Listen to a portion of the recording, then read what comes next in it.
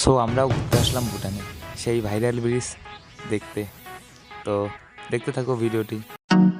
I hear every tree to fly away, to disappear and never be seen, to take off like a plane and fade into the clouds, to freedom, freedom, freedom, freedom.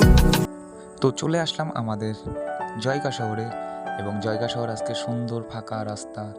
তো বাদিকে gate পড়বে, আমরা bike parking করে নিয়ে আমাদের gate pass এবং bike pass করে নেব, কারণ আমাদের ভুটানে ঢুকতে হবে, আর ভুটানে ঢুকতে গেলে আমাদের বাইক পাস গেট পাস করা বাধ্যতামূলক। তো ফাইনালি আমরা ভুটানের ভিতরে চলে আসলাম। আমরা গেট পাস বাইক পাস কী করে করলাম ভিডিও করতে দেয়নি, তার জন্য দেখাতে পারিনি। তো আমরা এখন বাইকে এগোচ্ছি আমাদের সেই ভাইরাল ব্রিজে যাব। তো সুন্দর জায়গা, এত সুন্দর প্লেস আমি জীবনে দেখিনি, কারণ রাস্তায় দেখো একটা প্লাস্টিক, কোনো নোংরা আবর্জনা, কোনো কিচ্ছু নেই। তোমরাও সময় বের করে চলে আসো ভুটানে ঘুরতে, কি আছে জীবনে, আসো একটাবার ভুটান ঘুরে যাও, ভালো লাগবে। তো তারপর এখানে আমরা অনেক রিলস বানালাম, ভিডিও বানালাম। একটু রিলস না বানালে হয়, এত সুন্দর জায়গা আসি।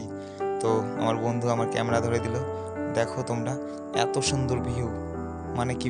সো ফাইনালি ব্রিজে এন্ট্রি করলাম আমরা।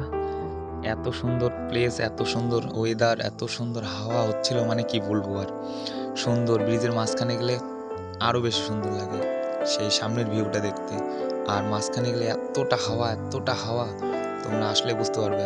তো তোমরা যারা ভাবছো ঘুরতে আসবে এই ভাইরাল ব্রিজে, চলে আসো, আর সুন্দর জায়গা, আসলেই বুঝতে পারবে। সো আমি আর বেশি ভিডিওটা বড় করব না, আমি এখানে শেষ করব। সো এরকম ভিডিও দেখতে চাইলে লাইক কমেন্ট শেয়ার করে দিও, আর কেমন হয়েছে ভিডিওটা জানিও কমেন্ট করে। Bye bye.